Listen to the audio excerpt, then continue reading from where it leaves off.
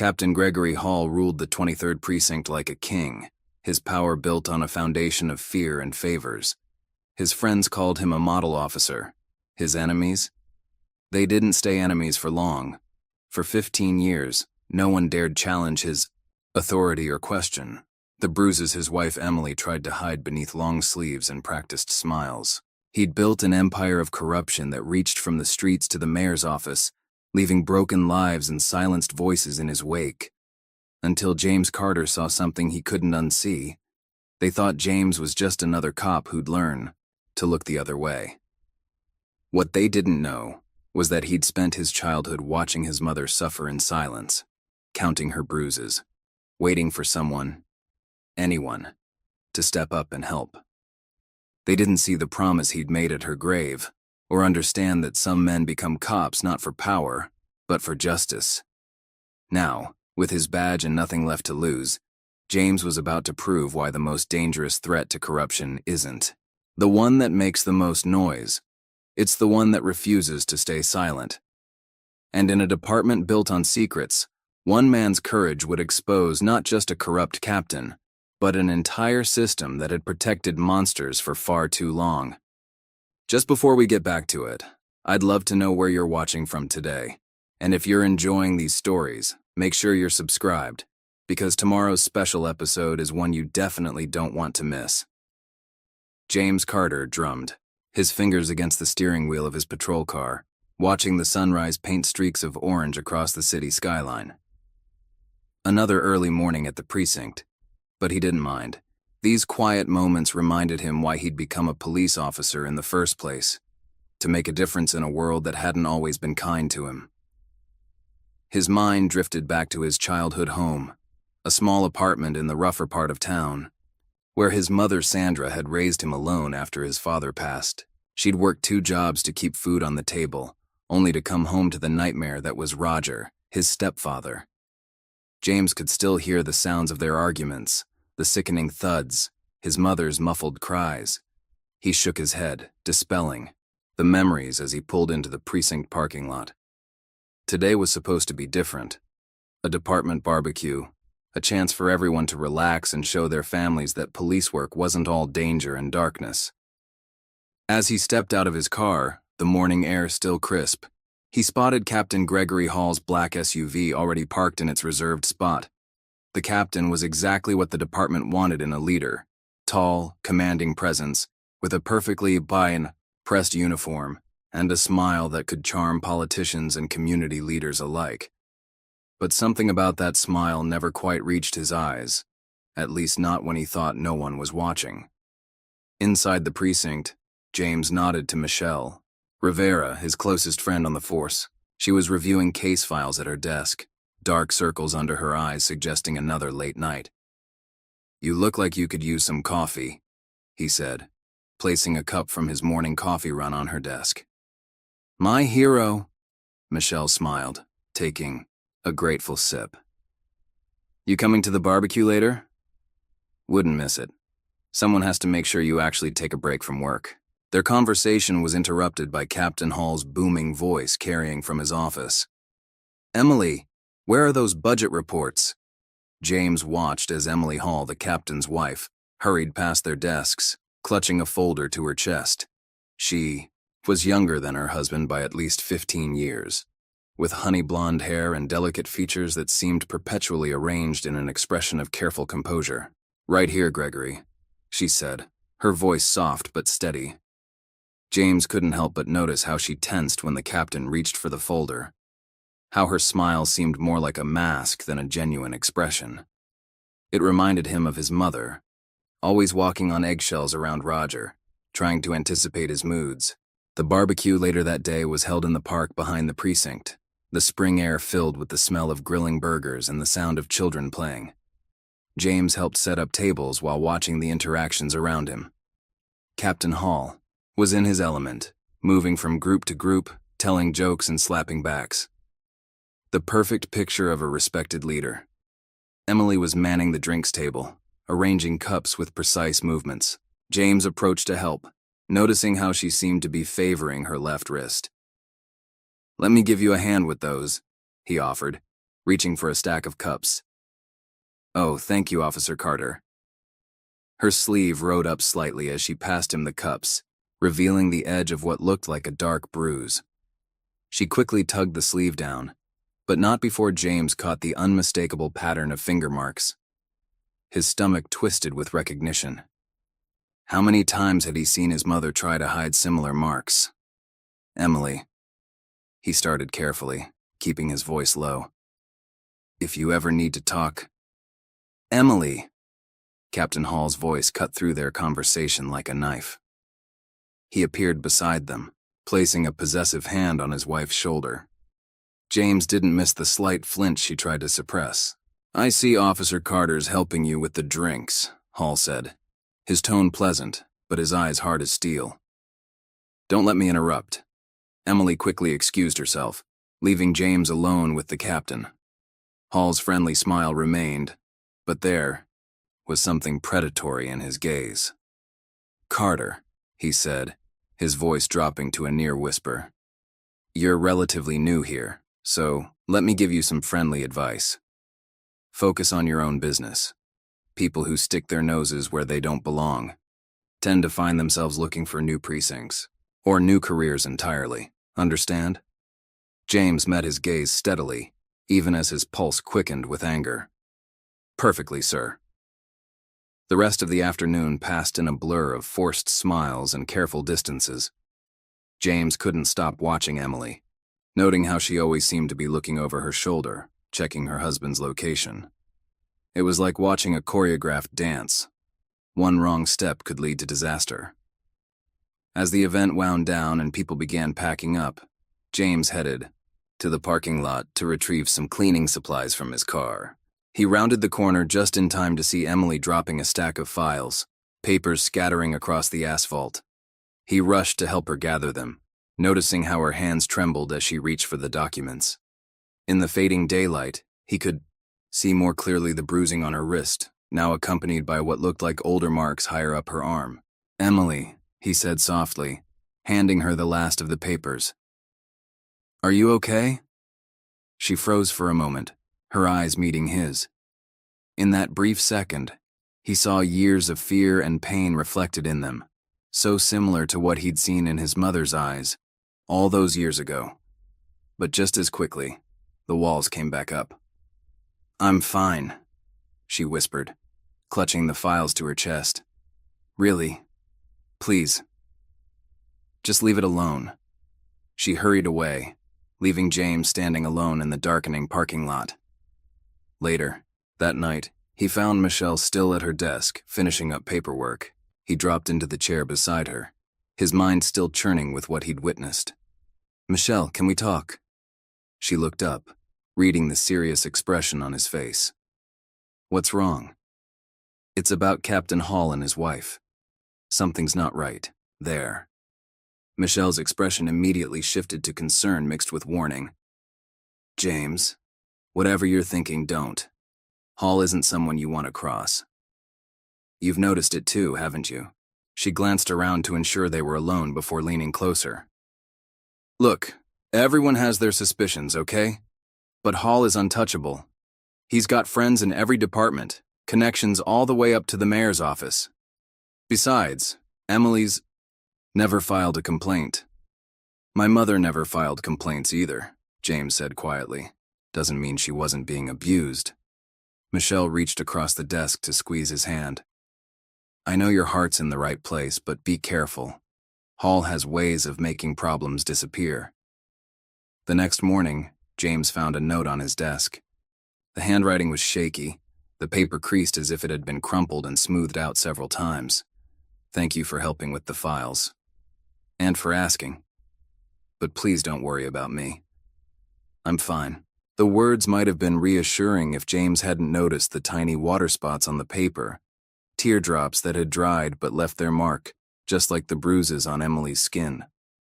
He sat at his desk, staring at the note as memories of his childhood flooded back. The night spent hiding in his closet, hands pressed over his ears to muffle the sounds of violence. The morning after his mother finally left Roger, when she'd shown up at his aunt's house with a black eye and a determined expression saying, We're not going back this time. She'd taught him that sometimes the hardest thing and the right thing were the same. She'd also taught him that staying silent in the face of abuse made you complicit in it. James opened his drawer and carefully placed Emily's note inside. Then he pulled out a fresh incident report form. His hand hesitated over the blank page as Hall's warning echoed in his mind. Starting this would be like declaring war on one of the most powerful men in the department. But then, he remembered his mother's words the day he graduated from the police academy. Being a good cop isn't about having power over others. It's about protecting those who can't protect themselves. With that memory stealing his resolve, James began to write. The scratch of his pen against paper seemed unnaturally loud in the quiet office. Each word a step down a path he knew would change everything. He glanced up once to see Emily walking past his desk, her eyes briefly meeting his before quickly looking away.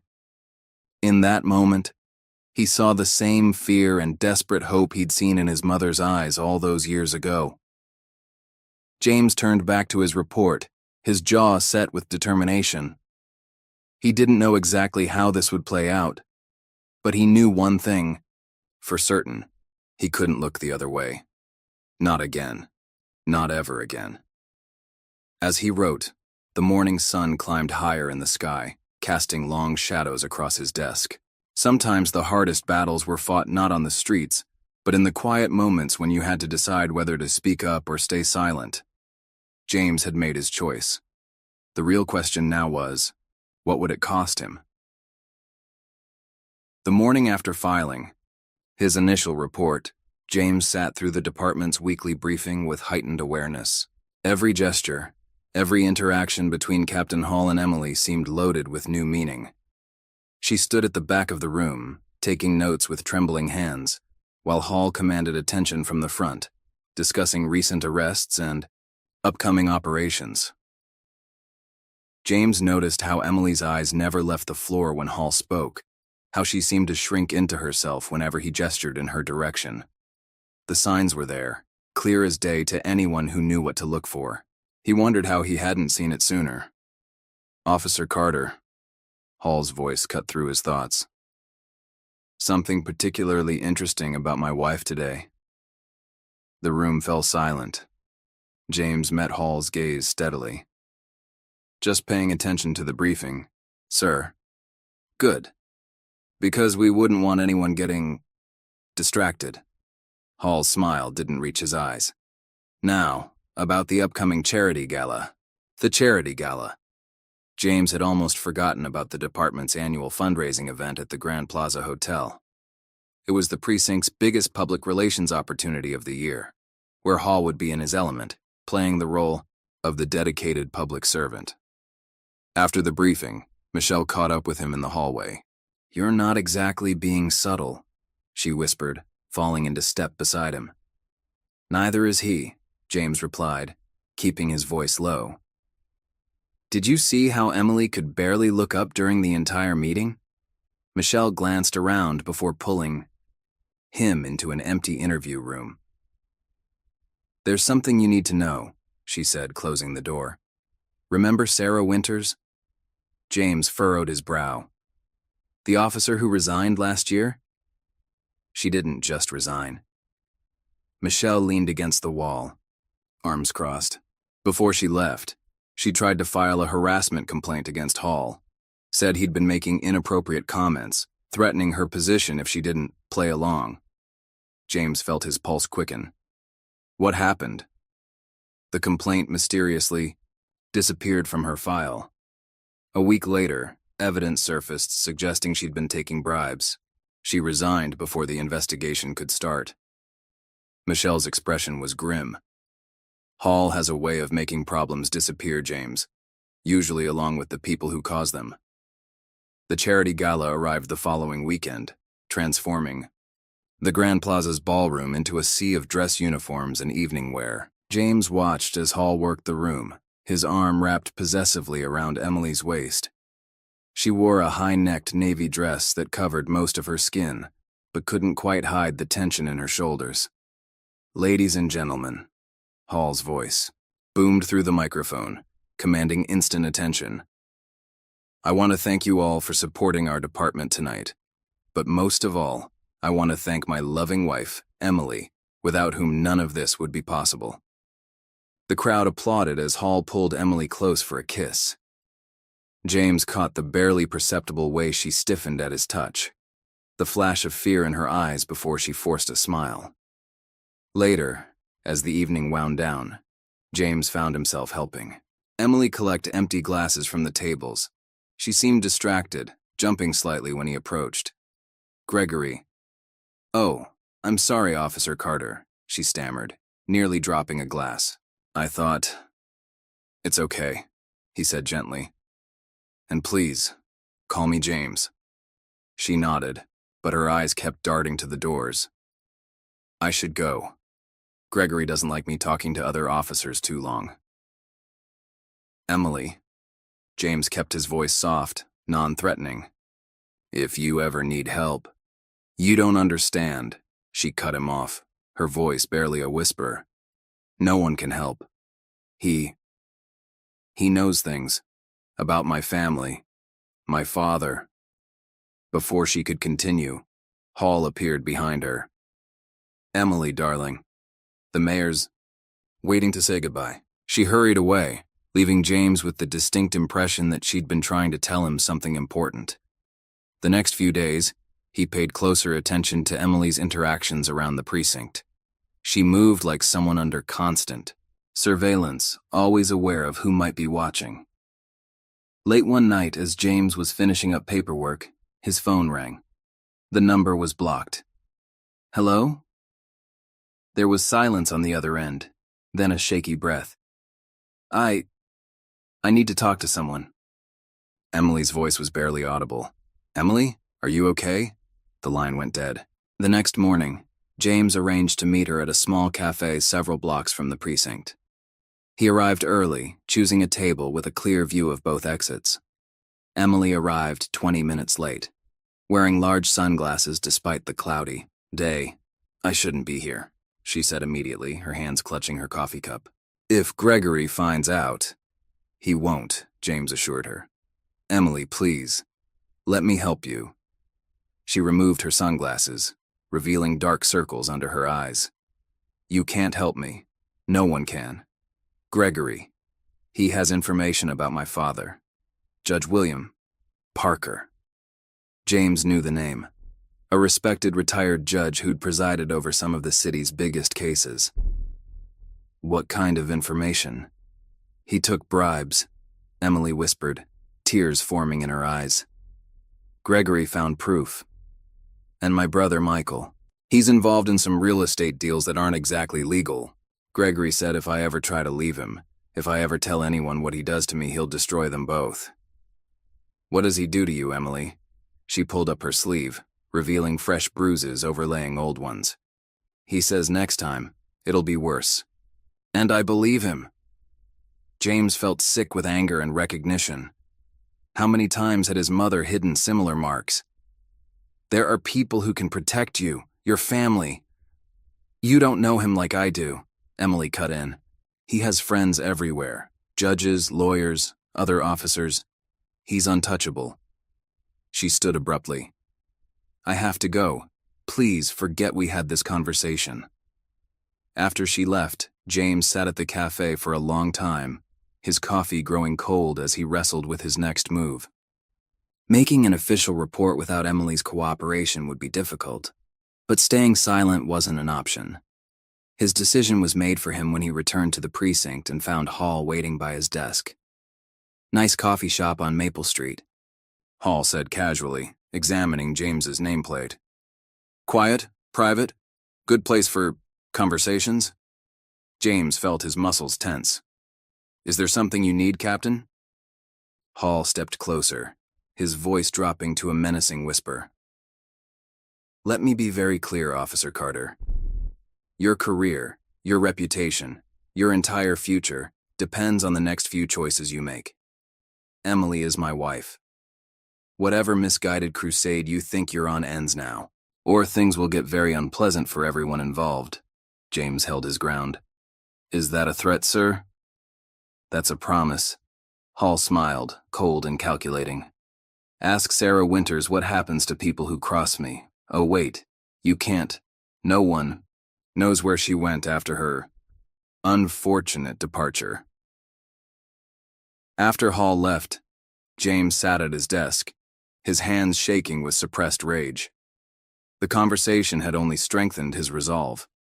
He pulled out his phone and dialed the internal affairs hotline number. Before he could press call, Michelle appeared at his desk. "Don't," she said urgently. "Not yet. We need to be smart about this." "You didn't see her bruises?" James said through gritted teeth. "You didn't hear how scared she is." "I know. But Hall has eyes everywhere. One wrong move and you'll end up like Sarah, or worse." Michelle glanced around before continuing. "Give me time to dig deeper. There might be others who can help, other victims who've stayed quiet." James wanted to argue, but he knew she was right. Taking down someone like Hall would require more than just one person's testimony. He needed evidence, witnesses, a bulletproof case that even Hall's connections couldn't dismiss. That night, he visited his mother's grave, something he did whenever he needed clarity. The cemetery was quiet, the setting sun casting long shadows across the headstones. "I don't know what to do, Mom," he said softly. "I know what's right, but I don't know if I'm strong enough to see it through." The wind rustled through the trees, and James remembered something his mother had told him shortly before she died. Sometimes the biggest acts of courage look like everyday decisions to do what's right, even when it costs you everything. His phone buzzed with a text from an unknown number. "Back parking lot. Tomorrow. 7 a.m. Come alone." James stared at the message, knowing it could be a trap, but also knowing he had to take the chance. Emily needed help, and he was perhaps the only person willing to risk everything to provide it. As he drove home that night, James thought about all the times he'd heard his mother cry, all the times he'd wished someone had been brave enough to step in and help her. Now he had the chance to be that person for someone else. The weight of his badge felt heavy against his chest. Tomorrow would change everything, one way or another. But for now, all he could do was prepare himself for whatever might come. He spent the night reviewing everything he'd observed and documented about Hall's behavior. The subtle threats, the careful manipulation, the way he'd created a web of fear and silence around himself. It was all there, waiting to be exposed. As dawn approached, James thought about Emily, probably lying awake in her own home, trapped with the man who terrorized her. He thought about his mother, who'd eventually found the courage to leave her, abuse her. He thought about Sarah Winters, who'd tried to speak up and paid the price. Tomorrow would be different. Tomorrow, someone would finally stand up to Gregory Hall. James just hoped he'd live long enough to see justice done. The clock on his nightstand ticked steadily toward morning, each second bringing him closer to a confrontation that would either break Hall's power or destroy James's career, possibly both. But he'd made his choice. There was no turning back now. In the darkness of his apartment, James whispered a promise to both Emily and his mother's memory. "I won't let him hurt anyone else, whatever it takes." The morning after receiving the mysterious text, James arrived at the precinct's back parking lot 10 minutes early. The sun hadn't fully risen, casting long shadows between the parked cars. His hand rested near his weapon, years of training keeping him alert for any sign of danger. Instead of Emily or an ambush, he found a manila envelope tucked under his windshield wiper. Inside were photocopies of internal documents, disciplinary, reports that had been buried, complaints that had vanished from official records. Sarah Winters' original harassment complaint was among them, along with similar reports from 3 other female officers who'd left the department over the past 5 years. James's hands trembled as he read through the evidence. Each report showed the same pattern. Women who'd stood up to Hall, only to face sudden accusations of misconduct before disappearing from the force entirely. On the last page was a handwritten note. "Be careful who you trust. Some wounds never heal. He spent the next hour in his car, organizing the documents and making copies with his phone. When he finally walked into the precinct, his decision was made. He headed straight for the Internal Affairs office. Lieutenant Maria Foster was already at her desk, reviewing case files. She looked up as James entered, her expression neutral but alert. "Officer Carter, what brings you to IA this early?" James closed the door behind him. "I need to file a formal complaint against Captain Gregory Hall." Foster's face remained carefully composed, but James caught the slight tightening around her eyes. "That's a serious step, officer. Are you sure you want to do this?" "I have evidence," James said, placing the manila envelope on her desk. "Multiple buried complaints, witnesses who were forced out of the department, and I have reason to believe he's physically abusing his wife." Foster opened the envelope, scanning the documents with increasing focus. "Where did you get these?" "They were left for me anonymously, but I can verify some of this independently. And there's more. Emily Hall has bruises she tries to hide, and Hall's been using blackmail to keep her silent. Has Mrs. Hall filed a complaint?" "No, she's too scared. Hall has information about her family that he's using against her." Foster leaned back in her chair, studying James carefully. "You understand what you're doing? Gregory Hall isn't just any captain. He has connections throughout the department, the mayor's office, even the DA's office." "I understand," James said firmly. "But someone has to stop him." Foster nodded slowly. "Wait here." She left the office, taking the envelope with her. James sat in tense silence for 20 minutes before she returned with 2 other IA officers. They spent the next 3 hours taking his statement, reviewing the evidence, and discussing potential next steps. By the time James left IA, the precinct was buzzing with its normal morning activity. He could feel eyes on him as he walked to his desk, whispers following in his wake. Somehow, word had already spread. Michelle was waiting at his desk, her face tight with worry. "Tell me you didn't just come from IA." "I had to, Michelle." "You should see the evidence someone left me." "James," she cut him off, her voice urgent. "Hall's been in meetings with the brass all morning. Something big is happening."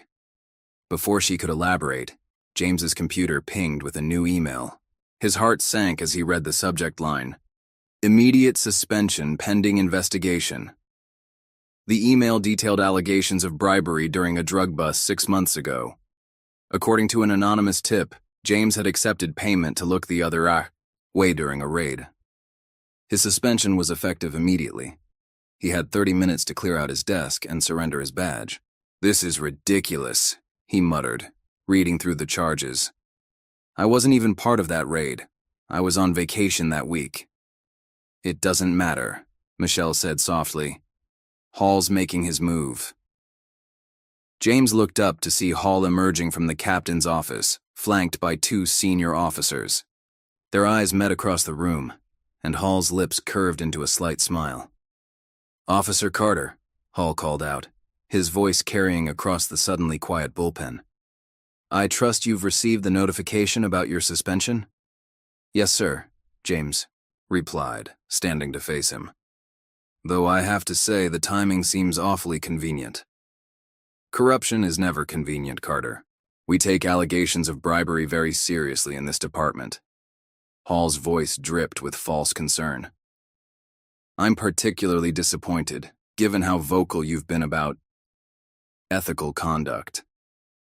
James felt his fists clench but kept his voice steady. "I look forward to clearing my name, sir. And I'm sure the investigation will be thorough, on all fronts." Hall's smile didn't waver. "Turn in your badge and gun to Sergeant Walsh. We'll be in touch about the hearing date." As James walked to the sergeant's office, he could hear the whispers intensifying. Officers he'd worked with for years suddenly found reasons to look away as he passed.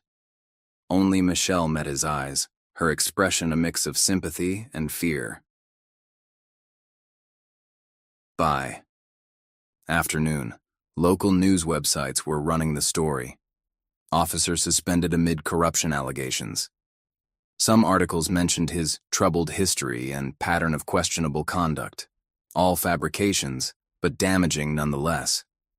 James spent the rest of the day in a daze, alternating between anger and disbelief. He'd known Hall would retaliate, but the speed and thoroughness of the attack was staggering. Every call to fellow officers went straight to voicemail. Even Michelle wasn't answering his texts. As evening approached, his phone rang with an unknown number. His heart jumped, thinking it might be Emily, but the voice on the other end was unfamiliar. "Officer Carter? This is David Chen from the Daily Herald.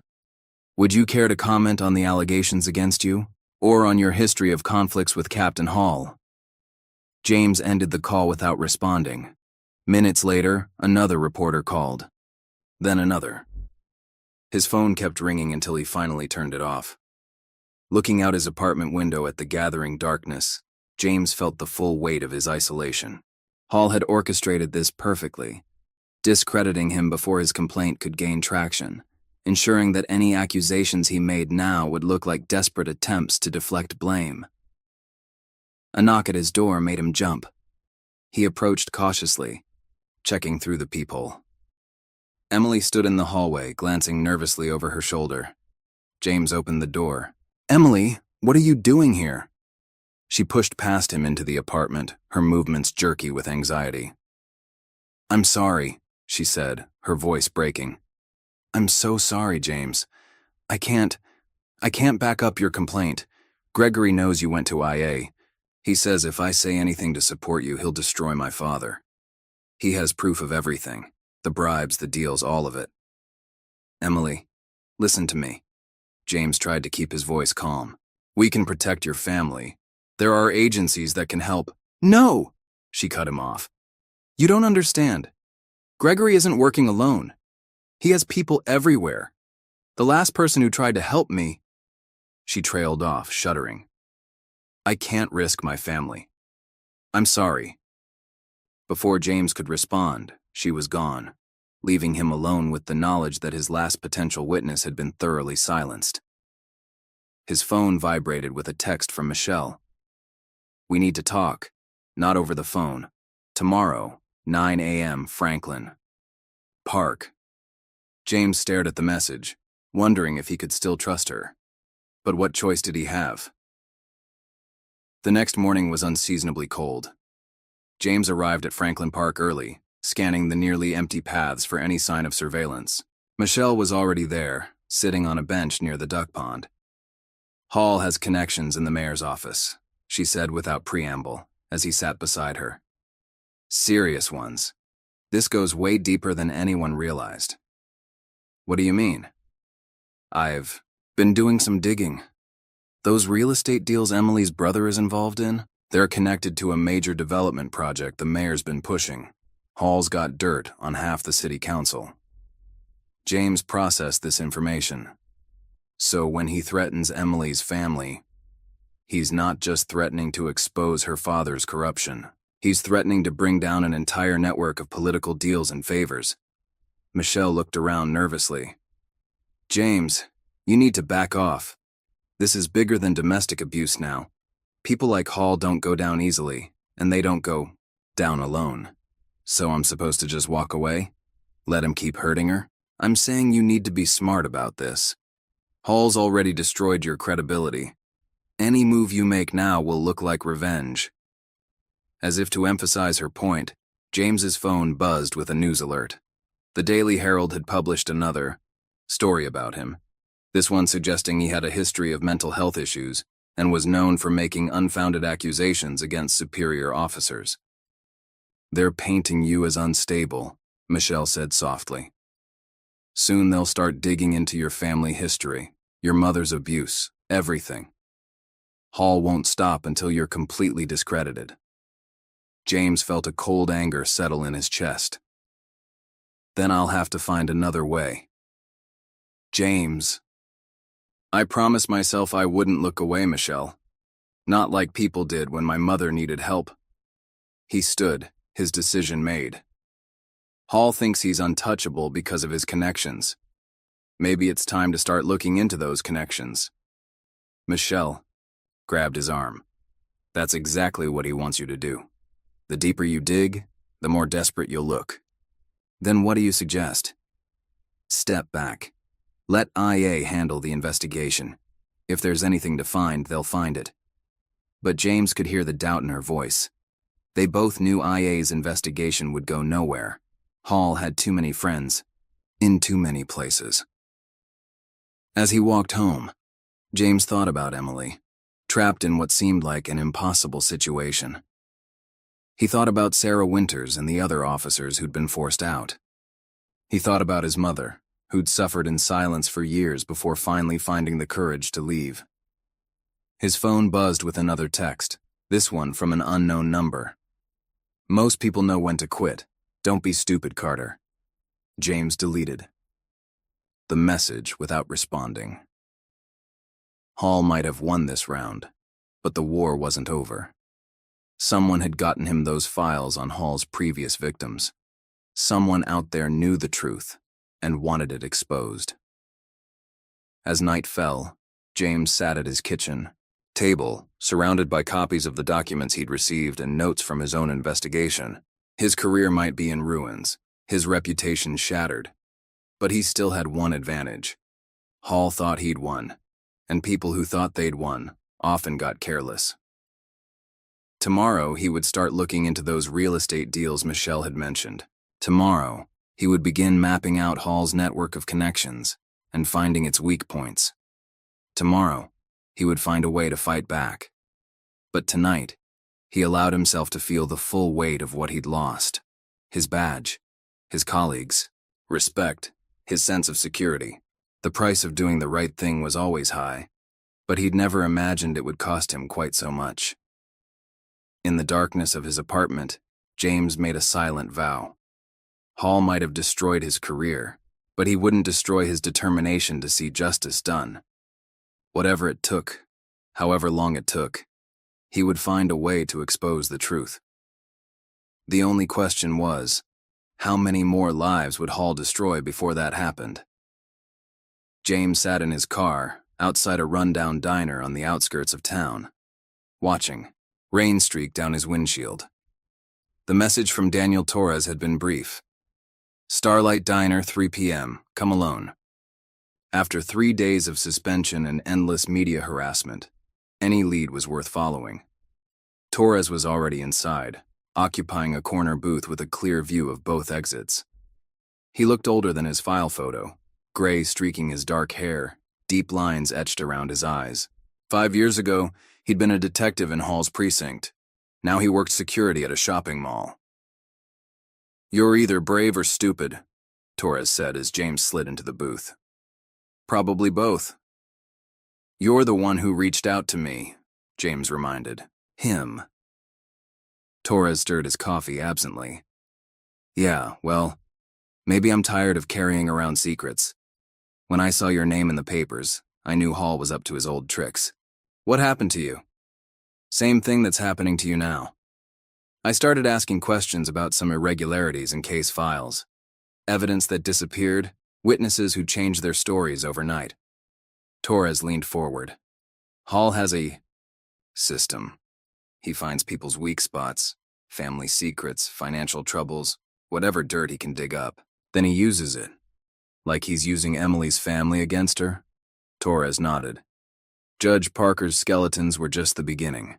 Hall's got his fingers in everything.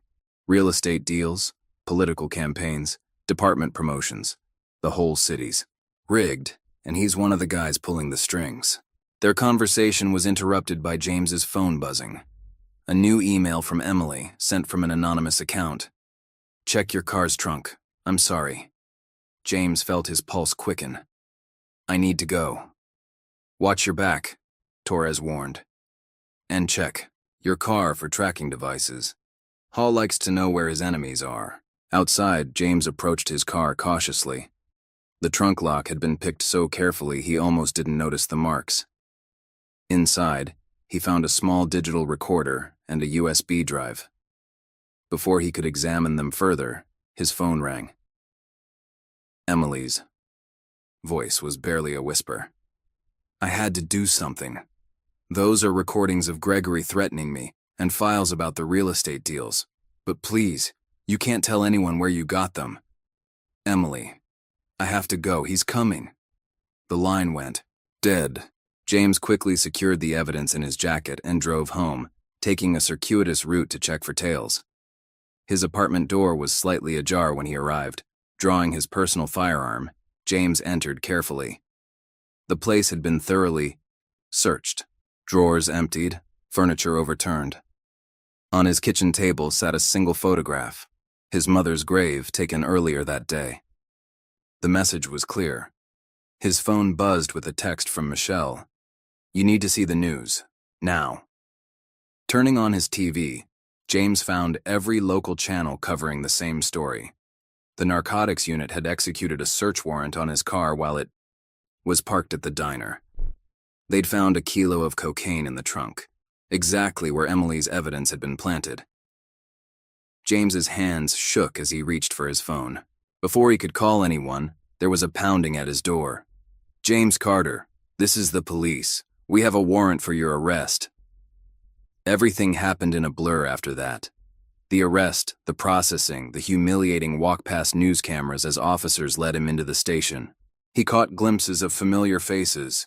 Michelle looking away, Emily watching with tears in her eyes, Hall observing it all with quiet satisfaction.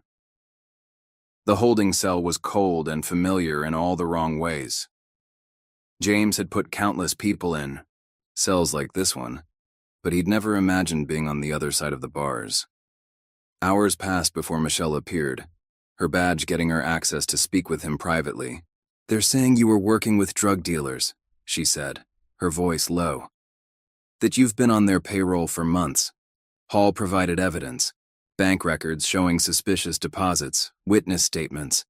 All fake, James said. You know that. Of course I know that. But it doesn't matter what I know. Hall's got everything lined up perfectly. The drugs in your car, the financial records, your history of unstable behavior. No one's going to believe you now. James leaned closer to the bars. The recorder and USB drive in my trunk. What happened to them? Michelle's expression shifted. What recorder? Emily planted evidence for me right before. James trailed off, seeing the answer in Michelle's face. They switched it out. The whole thing was a setup. James, listen to me. Your old neighborhood is organizing protests. They're saying this is racially motivated, that Hall targeted you, because you're black. It's gaining traction on social media. Good. Maybe people will finally start asking questions. Or maybe Hall will use it to paint you as even more unstable, an angry black officer with a grudge against his white superior. Michelle glanced over her shoulder. The community support is the only thing working in your favor right now. Don't give Hall any ammunition to use against them. After Michelle left, James paced his cell, mind racing. The setup had been elaborate. They'd known he was meeting Torres, known exactly when to plant the drugs, even managed to get photos of his mother's grave. Someone close to him had to be feeding Hall information. His lawyer arrived the next morning, a public defender named Karen Martinez who looked too young to have handled many cases like this. They're offering a deal, she said without preamble. Resign from the force, plead guilty to reduced charges, serve 18 months. In exchange, they drop the drug trafficking charges. And if I refuse, then they throw everything at you. Corruption, drug trafficking, evidence tampering. You're looking at 15 to 20 years. She studied him carefully. Mr. Carter, these people aren't playing around. Take the deal. I can't do that. Why not? You've lost your career either way. At least this way you get your life back in a year and a half. James thought about Emily, about Sarah Winters, about all the others Hall had silenced over the years, because sometimes the truth matters more than freedom. Martinez sighed. The truth? They found drugs in your car. They have financial records, witnesses. Your own partner isn't supporting your story. Michelle? She gave a statement saying you've been acting erratically. making unfounded accusations. Said you've been obsessed with taking down Captain Hall. The betrayal hit James like a physical blow. He'd known Michelle was scared, but he hadn't expected her to actively help Hall destroy him. His arraignment was set for the following morning. As officers led him from his cell to the courthouse, he saw Emily standing in the hallway. Their eyes met briefly before she looked away, her hand unconsciously moving to cover her wrist where James knew fresh bruises lay hidden. The courthouse steps were crowded with protesters holding signs. Justice for James Carter and End Police Corruption. James recognized faces from his old neighborhood, including his mother's former church group. The sight gave him strength as officers led him past reporters shouting questions. Inside, the courtroom was packed. Hall sat in the front row, Emily beside him, her face a careful mask. Michelle was there too, studiously avoiding James's gaze. The charges were read: drug trafficking, accepting bribes, evidence tampering, corruption. James stood straight, his voice clear as he entered his plea. Not guilty. The prosecutor, a sharp-faced woman named Rebecca Collins, argued against bail, citing James as a flight risk. His public defender's counterarguments seemed half-hearted at best. To everyone's surprise, Judge William Morton granted bail, though he set it high. As the bailiff led James out, he caught Hall's expression, a flash of anger quickly masked by his usual pleasant smile. The protests had grown larger by the time James emerged. Someone had leaked his mother's story to social media, how she'd escaped domestic abuse, how James had become a cop to protect others like her. The narrative was shifting, painting him as a crusader against corruption rather than a dirty cop. His Aunt Sophia posted his bail, using her house as collateral. "Your mother would be proud," she said as they left the courthouse. "She always said you had her stubborn streak." Back at his apartment, now thoroughly searched and processed by crime scene techs, James found a new message waiting. An email from an anonymous account. "Not everyone believes their lies. Keep fighting." Attached was a video file, security footage, from the diner parking lot showing two narcotics officers approaching his car shortly after his meeting with Torres. The timestamp matched perfectly with when the drugs must have been planted. James watched the footage multiple times, heart pounding. It wasn't enough to prove his innocence, but it was a start. Someone out there was still on his side. His phone rang. Another blocked number. This time it was Torres. "They came to see me," he said without preamble. "Offered me money to testify that you tried to buy information about Hall from me." "What did you say?" "I told them to shove it. But listen, it gets worse. That real estate deal I mentioned, it's connected to a federal investigation. Hall must have found out because suddenly all these witnesses are changing their stories." James thought about Emily's USB drive, wondering what evidence it might have contained before Hall's people switched it out. A knock at his door made him jump. Through the peephole, he saw Michelle standing in the hallway, shifting nervously. "I can explain," she said when he opened the door. "Hall threatened my family. My sister's kid is in a special needs program that depends on city funding. Hall said he'd make sure it got cut if I didn't cooperate." "So you helped him set me up?" "I didn't know about the drugs, I swear, I just..." She looked away. "I gave them your location when you met with Torres. That's all." James studied her face. The guilt, the fear, the desperate need for forgiveness. He thought about Emily, trapped by similar impossible choices. "I left something in your desk," Michelle said quietly, "before they cleaned it out. Bottom drawer, under the false bottom. I'm sorry, James. I'm so sorry." She hurried away before he could respond. James waited until night fell before returning to the precinct. Using his aunt's spare key to her cleaning company's supply closet, he made his way to his old desk. The false bottom contained a single flash drive. On it was a folder labeled Insurance, dozens of photos and documents detailing Hall's activities over the years. Michelle had been gathering evidence all along, waiting for the right moment.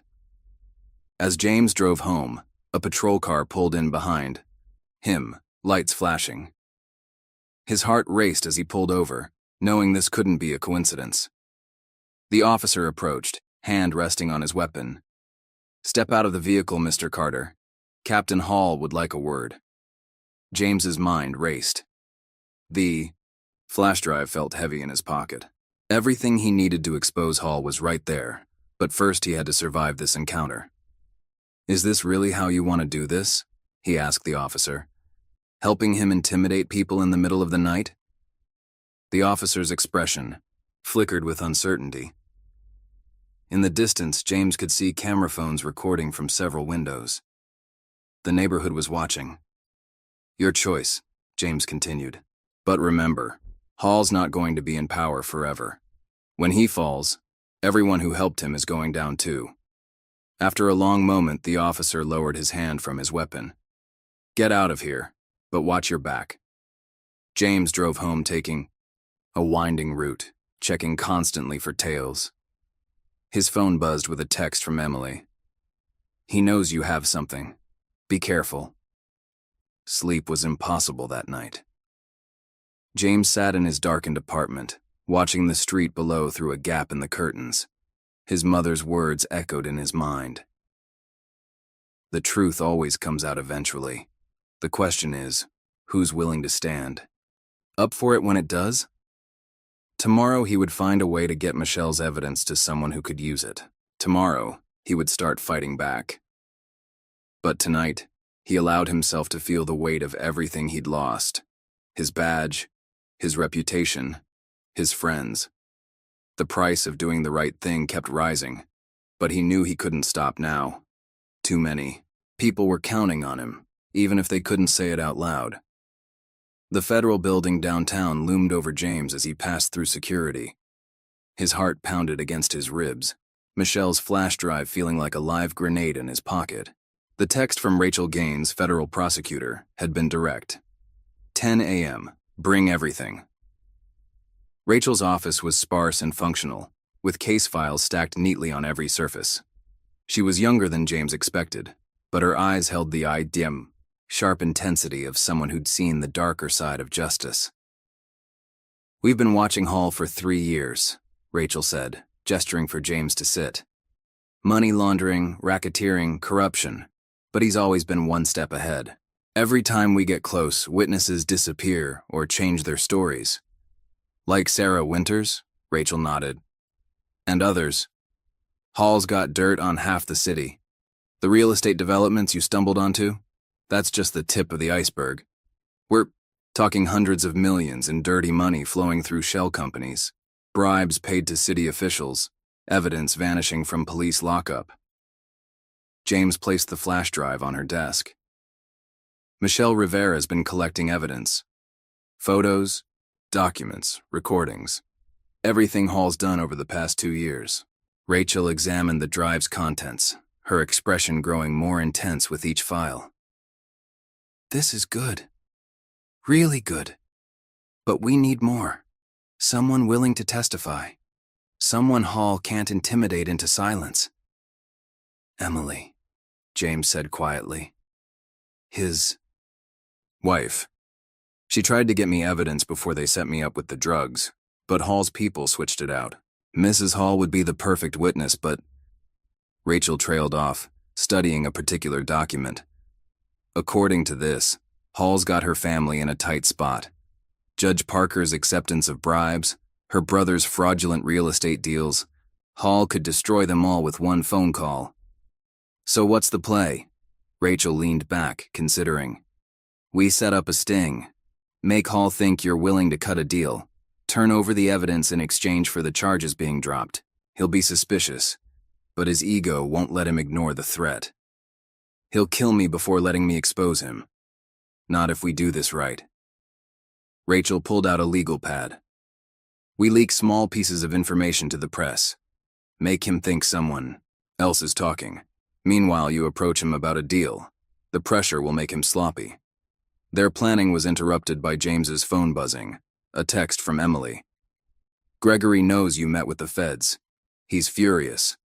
My father and brother aren't answering their phones.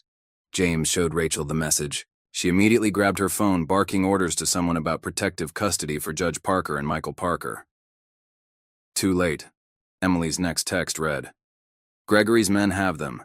Said they're going somewhere safe until this is resolved. James felt sick. He's using them as leverage. This changes things, Rachel said, already modifying their plans. Hall's escalating faster than we anticipated. We need to move now before he does something desperate. They spent the next hour setting up an elaborate operation. Rachel's team would put surveillance on Hall's known associates while simultaneously leaking carefully selected documents to trusted reporters. The goal was to make Hall think his network was crumbling from multiple directions. What about Emily? James asked as they finalized the details. We'll have people watching her, but we can't move openly without tipping our hand. The moment Hall suspects federal involvement, those hostages are in real danger. James left the federal building with a wire hidden under his shirt and a new burner phone. The plan was in motion, but he couldn't shake the feeling that they were missing something crucial. His suspicion proved correct when he arrived home to find Michelle waiting in his parking lot, her face pale with fear. Hall called an emergency meeting, she said as soon as he approached. Everyone who's ever helped him, everyone he's got dirt on, they're all gathering at the lake house tonight. He's planning something big. The lake house. His private retreat upstate. That's where he keeps his real records, everything he uses to control people. Emily told me once that's where he took her the first time he hit her. Said no one could hear her scream out there. James relayed this information to Rachel, who immediately began mobilizing her team. But they all knew getting a warrant for the lake house would take time they didn't have. As evening approached, James received another text from Emily. He's taking me to the lake house. Says we need to sort things out as a family.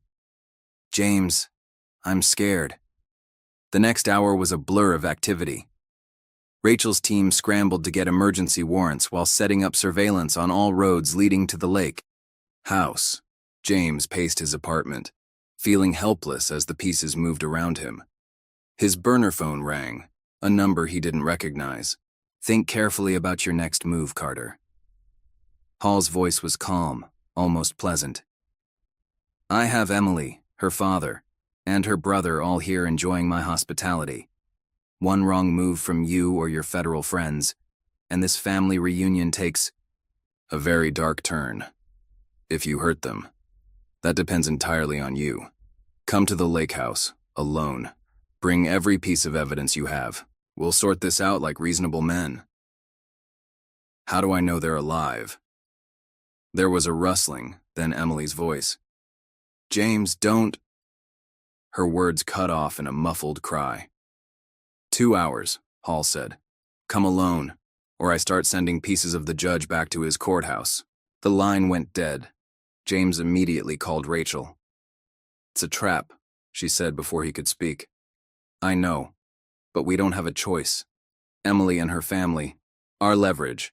The moment you show up, Hall kills all of you and makes it look like you snapped, killed them, then shot yourself. Classic murder-suicide scenario. Then we need another way in. James thought about Michelle's earlier words. The lake house. Emily said Hall took her there when he first became violent. There might be evidence there we can use. Rachel was quiet for a moment. We have a surveillance team in place, but they can't get close without being spotted. And we're still waiting on the warrant. I might know someone who can help. James hung up and called Michelle. I need everything you know about the lake house. Layout, security, everything. Michelle didn't hesitate. Hall has cameras covering the main road and the dock, but there's an old service trail through the woods. The cameras don't cover it because it's overgrown. Emily used it once to get away from him, before he caught her. James relayed this information to Rachel, who began adjusting their approach. They had less than 2 hours to plan and execute a rescue operation while making it look like they were completely in the dark. One more thing, Michelle said before hanging up. There's a hidden room in the basement. That's where he keeps everything. Files, recordings, all the evidence he uses against people. Emily told me he makes her clean it sometimes, just to remind her what he could do to her family.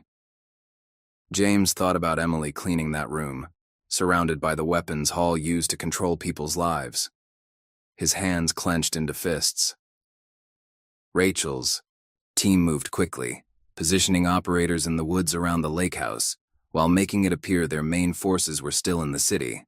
James would approach from the front, playing his role as the desperate man walking into a trap, while federal agents used the service trail to infiltrate from behind. As James drove toward the lake house, he thought about all the moments that had led to this night. His mother's courage in leaving her abuser. Emily's desperate attempts to break free. Sarah Winters and all the others Hall had silenced over the years. The lake house appeared through the trees, lights blazing against the darkening sky. James parked where Hall's security cameras would have a clear view. In his ear, Rachel's voice crackled through the hidden comm unit. Teams in position. Remember, we need confirmation the hostages are inside before we move. James approached the front door, his hands raised to show he was unarmed. Hall opened it before he could knock. "Officer Carter," he said smoothly, though his eyes were hard. "Or should I say ex-officer? Come in. We have so much to discuss." Inside, the lake house was all polished wood and expensive furniture. Emily sat on a couch, her father and brother tied to chairs nearby. All three showed signs of rough handling. "The evidence," Hall demanded. "All of it." James slowly reached into his jacket, producing Michelle's flash drive. "It's all here. Everything she collected, everything I've gathered since. Let them go, and it's yours."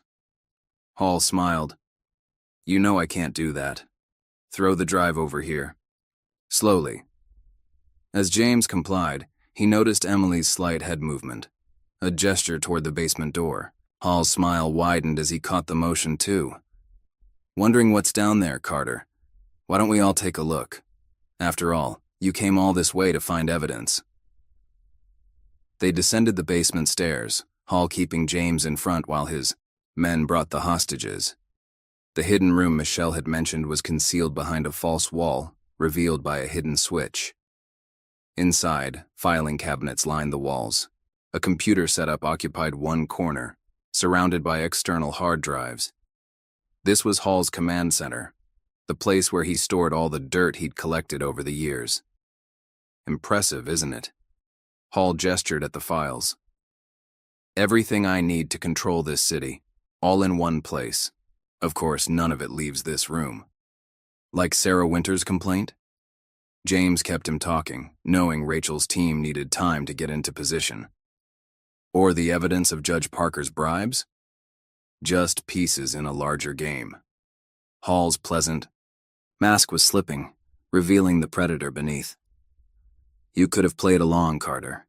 Could have had a nice career, looked the other way like everyone else. Instead, you had to play hero. Like you played hero with Emily. Beating your wife. Make you feel powerful?" Hall's expression darkened. "Emily knows her place, just like you're about to learn yours." He nodded to one of his men, who pressed a gun to Judge Parker's head. Another man trained his weapon on Emily. "Here's how this ends," Hall said. "You shot the judge and his son in a delusional rage, then turned the gun on Emily before taking your own life. A tragic end to a troubled officer's breakdown. You really think people will believe that?" "They'll believe what I tell them to believe. They always do." A noise upstairs made everyone freeze. Hall gestured for one of his men to check it out. "Your federal friends trying to crash our party?" Hall smiled. "That's fine. More bodies just make the story more dramatic." But James had noticed something Hall hadn't.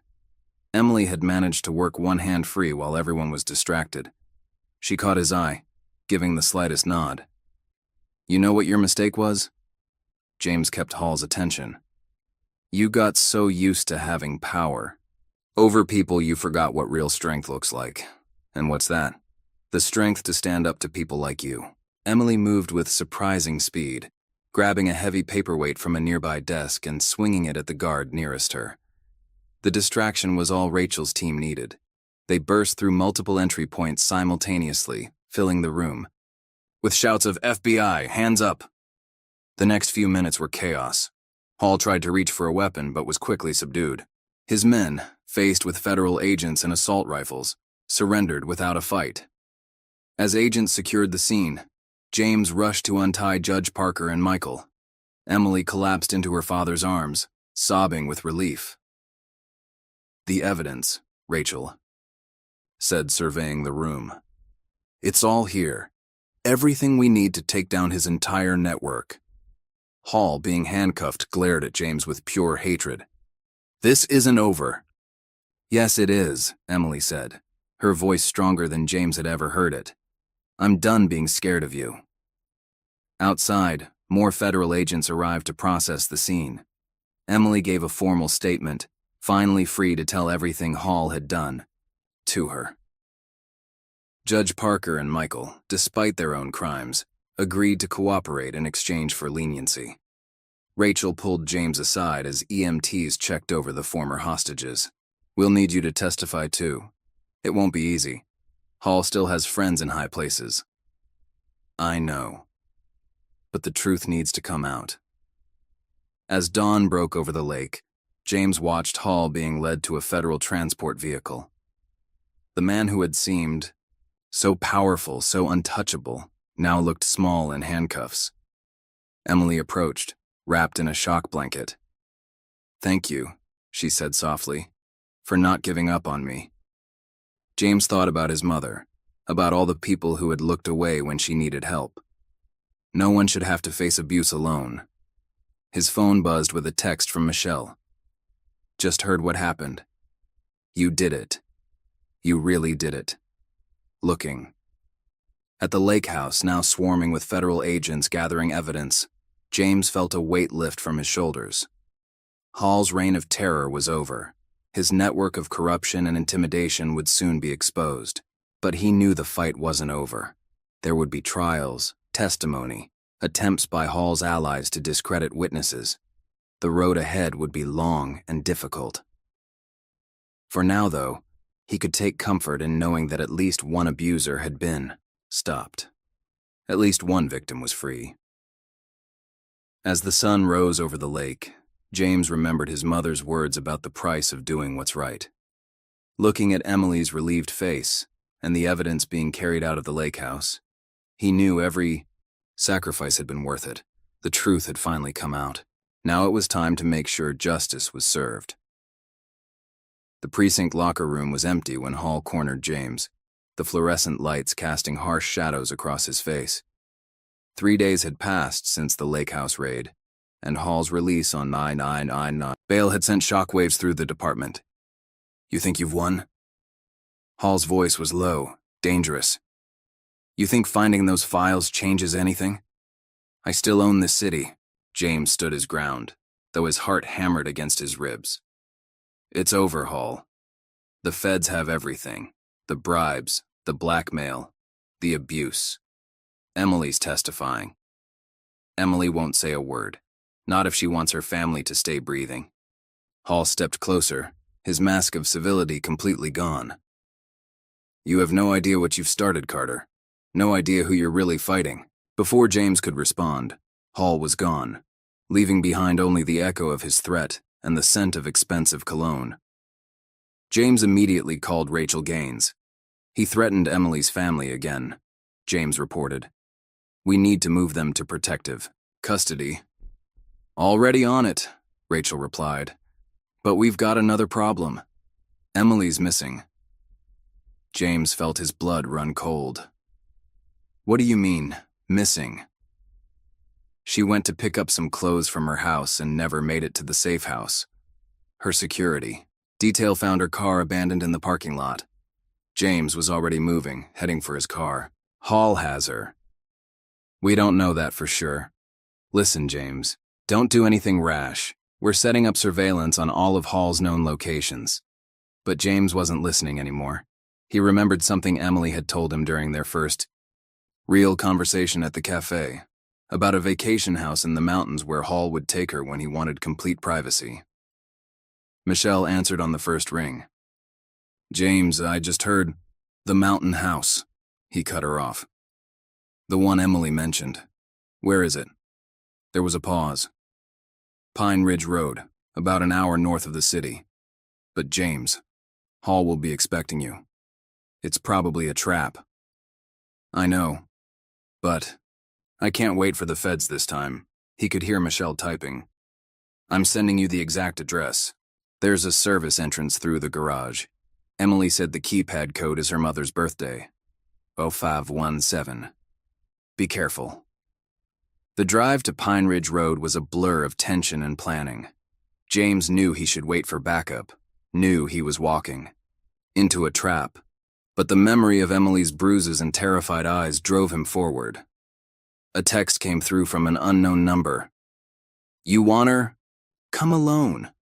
1 hour." Attached was a photo of Emily, bound to a chair, her face bruised but her eyes defiant. James forwarded the photo to Rachel before pulling onto a narrow mountain road. The house appeared through the trees, smaller than the lake house, but just as isolated. 2 black SUVs were parked in the curved driveway. Using the service entrance code from Michelle, James slipped into the garage. He could hear voices from inside, Hall and at least 2 others, and then Emily's voice, strained but steady. "He'll stop you.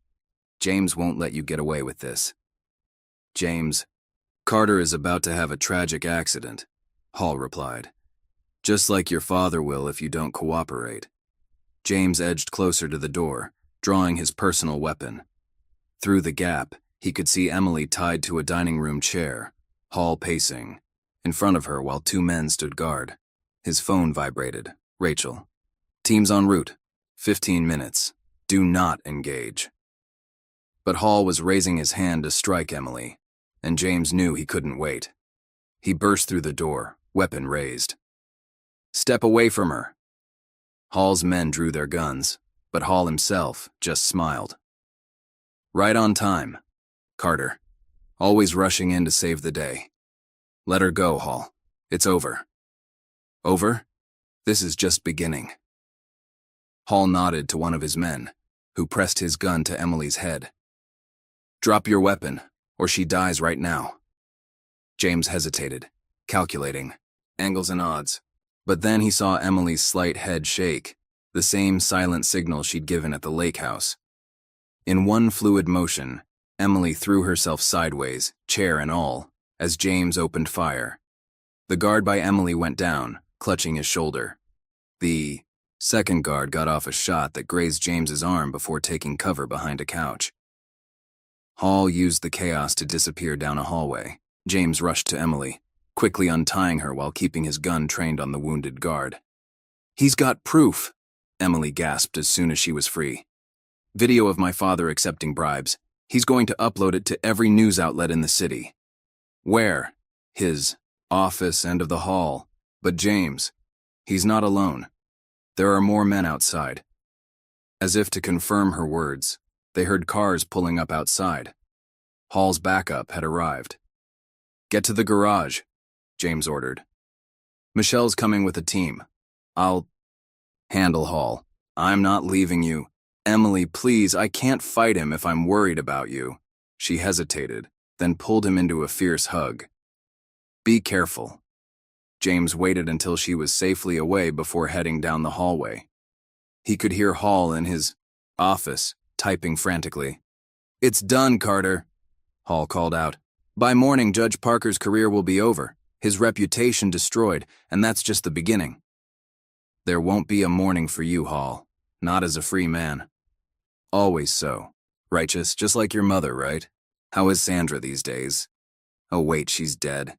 Just like you'll be." James felt the old anger rise at the mention of his mother, but he forced it down. That's what Hall wanted, to make him angry, make him sloppy. The office door was ajar. James could see Hall at his computer, still typing with one hand while his other reached for something under the desk.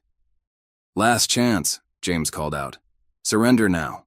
Hall's laugh was cold. You still don't get it, do you? I am the system. I am the law in this city. You're just a dirty cop who killed 2 innocent men before taking his own life. 3 problems with that story, James replied, edging closer to the door. 1, those guards aren't dead, just wounded. 2, Emily's already gone, so there are no hostages to threaten. And 3, he kicked the door open just as Hall raised a hidden gun. They fired simultaneously. James felt a bullet tear through his shoulder as his own shot caught Hall in the chest. Hall slumped back, blood spreading across his expensive shirt, but his smile remained. Too late, he gasped. Already uploaded, everything. James limped to the computer. The screen showed an upload progress bar, 100% complete. But something wasn't right. The file name caught his eye. Insurance policy final.mp4. He clicked play, and Michelle's face filled the screen. It was her confession, recorded the day she gave James the flash drive, detailing every crime Hall had committed, every piece of evidence she'd gathered. Hall's eyes widened as he realized his mistake. In his haste, he'd uploaded the wrong file to every major news outlet in the city. No, he whispered. No, no, no! Sirens wailed in the distance as Rachel's teams finally arrived. James kept his gun trained on Hall, watching the last of his power drain away with his blood. You know what your real mistake was? James asked, echoing their conversation at the lake house. You were so busy collecting evidence against everyone else, you never thought someone might be collecting evidence against you. Hall tried to speak, but only managed a weak cough. By the time the federal agents burst in, he was unconscious. The next few hours passed in a blur. Paramedics treated James's wounds while Rachel's team secured the scene. Emily returned with Michelle and a tactical team, rushing to James's side as soon as she saw him. I thought, she started, then stopped, tears filling her eyes. I know, James said softly, but it's really over now. Rachel approached with a grim smile. Hall's in surgery, but he'll live to stand trial. The upload he sent? It's trending on every news site in the city. Michelle's confession broke the whole thing wide open. Michelle stepped forward, looking nervous. James, He pulled her into a one-armed hug, mindful of his injured shoulder. You planned this all along, didn't you? Made Hall think he had you under his thumb while you gathered evidence. She nodded against his chest. I couldn't tell you. It had to be convincing. Hall had to believe he'd turned me against you. Well, Rachel said, surveying the scene, between Michelle's confession, Emily's testimony, and everything we found at both houses, I'd say Gregory Hall's reign is officially over. James watched as paramedics loaded Hall into an ambulance. The man who had terrorized so many people, who had seemed untouchable for so long, now looked small and broken on the stretcher. Emily slipped her hand into James's good one. What happens now? Now, he said, squeezing her hand gently, we make sure justice is served. For everyone he hurt. As the sun set behind the mountains, James thought about his mother again. She taught him that standing up to abusers wasn't just about physical confrontation. It was about exposing the truth, protecting the vulnerable, and never backing down from what was right. Hall had finally learned that lesson the hard way. His network of corruption and fear was exposed, his power stripped away, his victims finally free to speak the truth. It wasn't a perfect ending. There would be trials and testimonies ahead, wounds that would take time to heal. But it was a beginning, a chance for justice, for healing, for change. And sometimes James knew that was enough. The precinct was in chaos. 2 weeks after Hall's arrest, federal agents still occupied the captain's office, combing through decades of records. Every officer who'd ever worked under Hall was being questioned, and the revelations kept coming. James watched from his old desk, recently reinstated after the drug charges were dropped. His shoulder still ached where Hall's bullet had grazed him, but it was a small price to pay for justice. Officer Carter? A young patrol officer approached, looking nervous. There's someone here to see you. Sarah Winters stood in the lobby, her face thinner than in her old department photos, but her eyes bright with determination. I heard what happened, she said as James approached. Thought it was time to come home and tell my story. They sat in an interview room while Rachel Gaines recorded Sarah's statement. The pattern was familiar. Hall's harassment, his threats, the way he'd forced her out when she tried to speak up. I was afraid no one would believe me, Sarah said, her voice steady despite the pain in her eyes. He had everyone convinced I was unstable, corrupt. But when I saw Michelle's confession online, the video had gone viral within hours of Hall's arrest. Michelle detailed everything: the bribes, the threats, the abuse of power. News stations played excerpts on loop, and social media exploded with similar stories from others Hall had victimized. Emily's testimony hit the hardest. She described years of physical and emotional abuse, how Hall had used her family's secrets to keep her silent. The bruises had healed, but her hands still shook as she spoke. Judge William Parker resigned the day after Hall's arrest, admitting to accepting bribes and agreeing to cooperate with the federal investigation. His son Michael followed suit, providing evidence about the real estate schemes that had helped Hall build his empire. The mayor was next. Emails found at the lake house implicated him in dozens of corrupt deals. He resigned in disgrace, prompting emergency elections and a complete overhaul of city leadership. James's phone buzzed. Another text from Michelle. Turn on the news. Now. The break room television showed Hall in his hospital room, handcuffed to the bed as his lawyer read a statement. My client maintains his innocence and looks forward to clearing his name in court.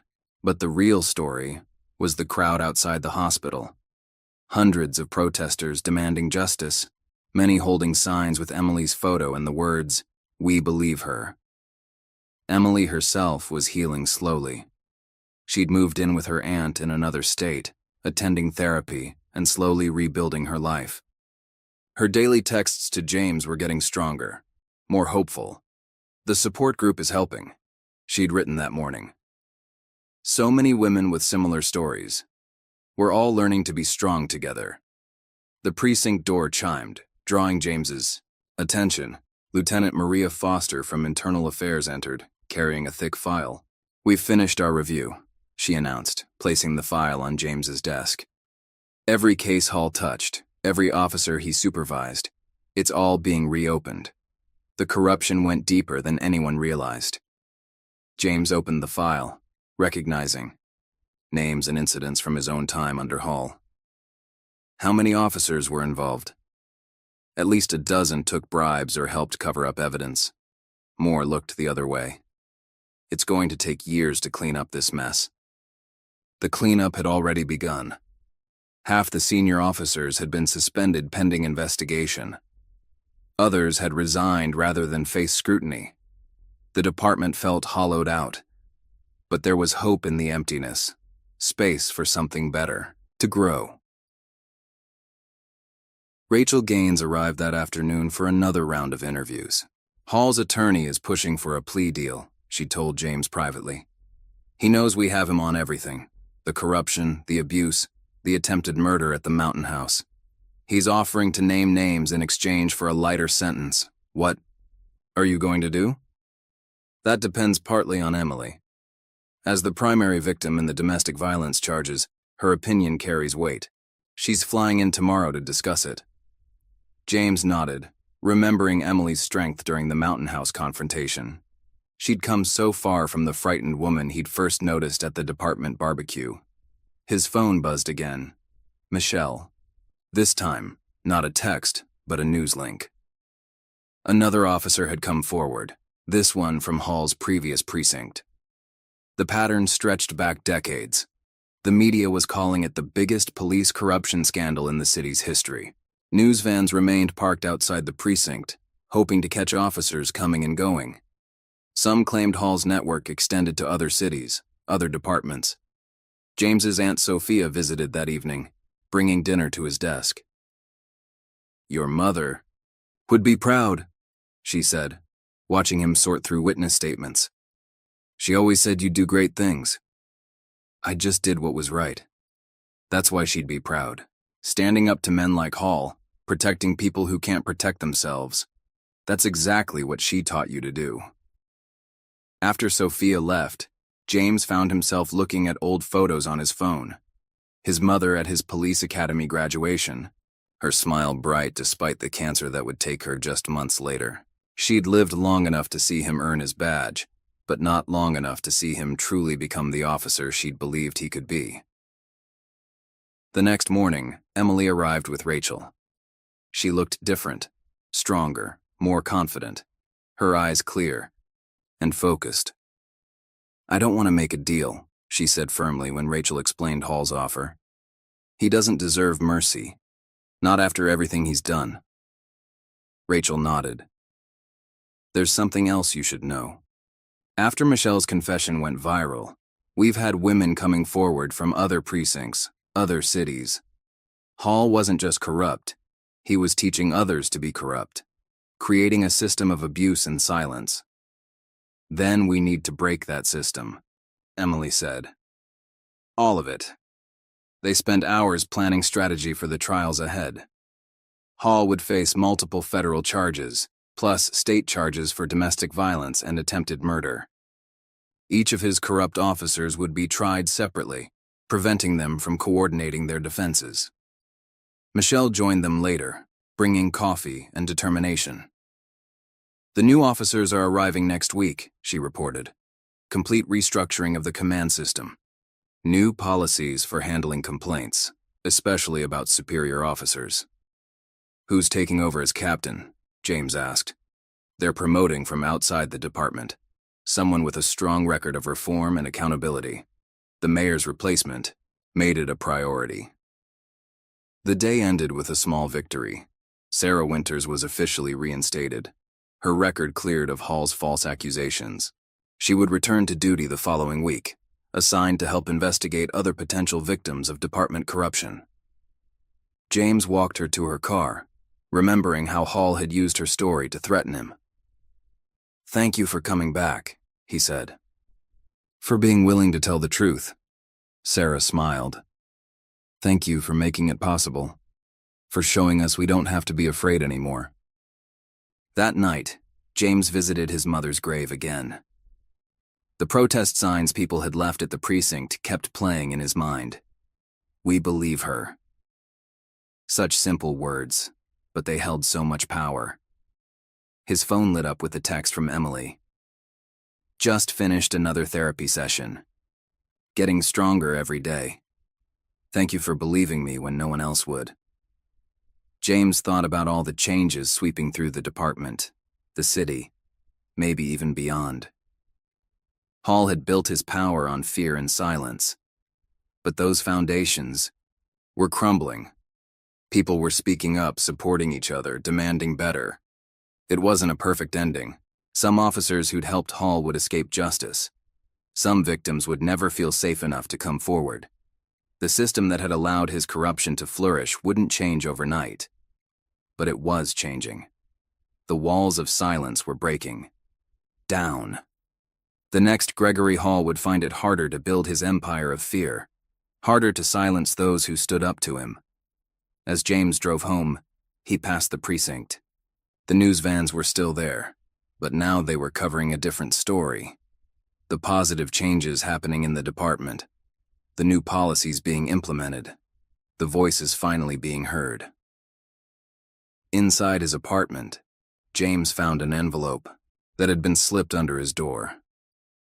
Inside was a photo from the department barbecue, where he'd first noticed Emily's bruises, along with a note in her handwriting. Sometimes the biggest changes start with the smallest acts of courage. You taught me that. Never stop believing in justice. James pinned the note to his bulletin board, next to his reinstated badge and a news clipping about Hall's arrest. Tomorrow would bring more challenges, more testimonies, more investigations, more work to be done. But tonight, he could rest, knowing that the truth had finally come out. The silence was broken. And in that broken silence, hope had room to grow. The courthouse steps were crowded as James made his way inside for the final day of Gregory Hall's trial. 6 months had passed since the Mountain House confrontation, and justice was finally within reach. Emily sat in the front row, her head held high. She'd testified for 3 days, describing years of abuse with unwavering strength. Hall's attempts to intimidate her had failed. She wasn't the same frightened woman who had once flinched at his touch. The jury took less than 4 hours to reach their verdict. When the forewoman stood, James felt Emily's hand grip his arm. On the charge of corruption and racketeering, we find the defendant guilty. On the charge of domestic abuse, we find the defendant guilty. On the charge of attempted murder, we find the defendant guilty. The list continued. 27 counts in total. Hall's face remained impassive, but his hands trembled slightly as he was led away.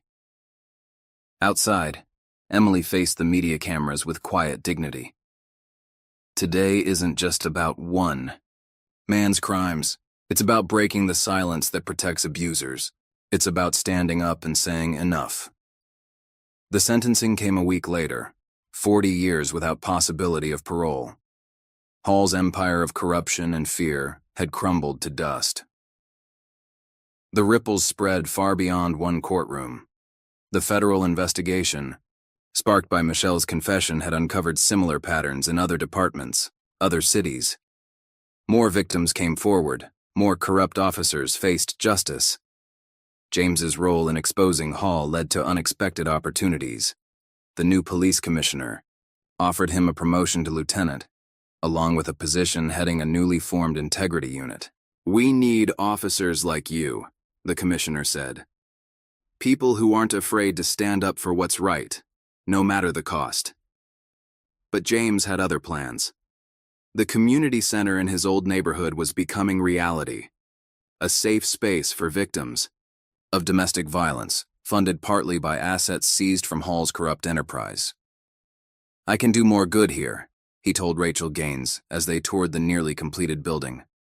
"Working directly with people who need help, teaching them they don't have to face abuse alone." Emily had already agreed to help run support groups once she completed her counseling certification. Her experience was becoming her strength, her pain transforming into purpose. The center would be named after James's mother, Sandra Carter. "A sanctuary of hope," the sign read, "because everyone deserves to feel safe." Michelle was there for the opening ceremony, now serving as the department's new head of internal affairs. Her confession video had made her the face of police reform, proving that officers could choose integrity over loyalty to corruption. "Remember when you first noticed Emily's bruises?" she asked James as they watched people tour the facility. "You could have looked away like everyone else, but you didn't." Sarah Winters attended too, representing a coalition of officers working to change police culture from within. "We're implementing new training programs," she explained, "teaching officers to recognize signs of abuse, how to support victims, when to report suspicious behavior from colleagues." The changes weren't limited to the police department. Judge Parker's resignation had exposed corruption throughout the legal system, leading to widespread reforms. His son Michael, after serving a reduced sentence for cooperation, dedicated himself to helping investigate corrupt real estate dealings. Even the media's approach had evolved. The reporter who'd once tried to smear James, David Chen, now specialized in investigating police misconduct. His latest series explored how departments across the country were implementing reforms inspired by Hall's case. James found Emily in the center's counseling room, arranging chairs for her first support group meeting. "Nervous?" he asked. She smiled, confident in a way that still amazed him. "No. For the first time in years, I know exactly where I'm supposed to be." They'd grown close during the trials and investigations, but both recognized the importance of healing before pursuing any relationship. Emily needed to reclaim her independence, to define herself beyond her role as Hall's victim. The support, Group meetings quickly became a source of hope for other survivors. Women who'd lived in fear found strength in sharing their stories, in knowing they weren't alone. One evening, after a particularly powerful session, Emily shared news that made James's heart swell with pride. "I've been asked to testify before the state legislature," she said. "They're considering new laws to protect domestic violence victims, including special provisions for cases involving police officers. The legislation would become known as the Emily's Law, though she insisted on including the names of other survivors who'd helped shape it." James's phone buzzed with a text from Rachel. Another investigation sparked by Hall's case had led to arrests in a neighboring state. The domino effect continued, exposing corruption and abuse that had festered in silence for years. The precinct had transformed as well. Under new leadership with new oversight policies in place, officers were encouraged to report misconduct without fear of retaliation. Michelle's integrity unit became a model for other departments. "You know what the best part is?" Michelle said during one of their regular coffee meetings. "The young officers coming up now, they're different. They've seen what happens when good cops stay silent, and they're choosing a different path." James thought about those choices often. The moment he'd decided to help Emily, the risks he'd taken to expose Hall, the price he'd paid, and the changes that had followed. 1 year to the day after Hall's arrest, James visited his mother's grave. The autumn leaves danced around the headstone as he placed fresh flowers. "We did it, Mom," he said softly. "We made a difference." Later that evening, at a small gathering in the community center, Emily raised a toast. "To everyone who helped break the silence," she said. "To everyone who chose to stand up instead of looking away." James looked around the room, at Michelle, who'd gathered evidence at great personal risk, at Sarah, who'd found the courage to return and tell her story, at the survivors who now helped others find their strength. The center's walls were covered with artwork created by abuse survivors, their pain transformed into beauty and hope. Among them hung a simple photograph, the precinct barbecue where James had first noticed Emily's bruises. Below it, a quote from his mother: "The truth doesn't always win easily, but it's always worth fighting for." Emily joined him by the photo. "Sometimes I think about that day," she said. "How different everything might have been if you hadn't noticed, hadn't cared enough to help." "I think about it too," James replied. "About all the times people must have noticed but looked away, all the chances to help that were missed." "But you didn't look away," she said softly. "You showed me I didn't have to be afraid anymore. You helped me find my strength." "You always had the strength," he corrected her. "You just needed to know you weren't alone." As night fell, the center remained lit from within, a beacon of hope in the neighborhood. Tomorrow would bring new challenges, more survivors needing help, more battles against corruption and abuse, more work to be done. But tonight, in this space created from courage and compassion, they could celebrate how far they'd come. Hall's power was broken, his victims were healing, and the system that had protected him was being reformed. The silence was broken, and in its place grew something stronger, a community of survivors and allies, working together to ensure that no one had to face abuse alone. James thought about his mother's words again as he looked at the growing family around him. The truth had won this battle, not just because he'd fought for it, but because others had found the courage to join the fight. The sanctuary they'd built would continue her legacy, offering hope to those who needed it most, and in that hope lay the seeds of lasting change. If this story moved you, remember that silence only protects the guilty. Hit like if you believe in standing up for what's right, and subscribe for more powerful stories about those who dare to challenge injustice and make a difference. Together, we can ensure that justice isn't just a word, it's a promise we keep. Share your thoughts below. When was a time you chose to speak up instead of looking away?